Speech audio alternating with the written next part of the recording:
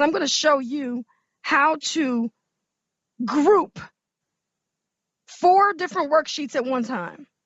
And so what you're going to do is I'm going to show you that all of these are the same thing, quarter 2, quarter 3, and quarter 4. So I'm going to click on quarter 1. I'm going to hold the shift key down, and I'm going to choose quarter 4. Now, this kind of comes in handy because you knew how you selected cells in a workbook. In a worksheet, you just drag to select them or shift click, and that's the same thing you could do with these sheets. So what we're going to do is we're going to put the totals in here. So I'm just going to go click in cell E3. Then I'm going to go over here to the auto sum button. And because sum is already loaded, all I got to do is just double click.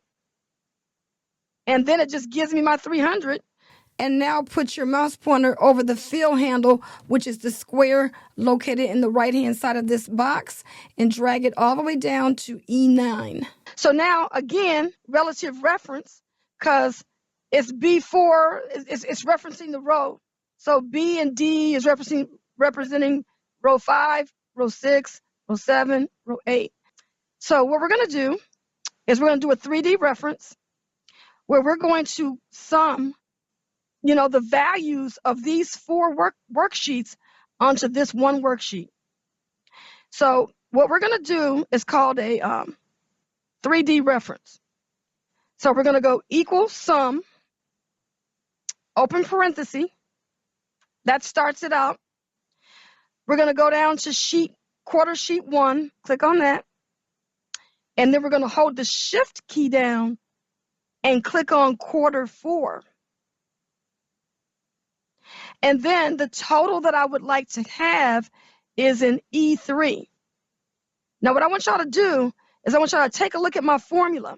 My formula says equal sum, open parenthesis, single quote, quarter 1, colon, quarter 4, and there's a exclamation point right before E3, okay?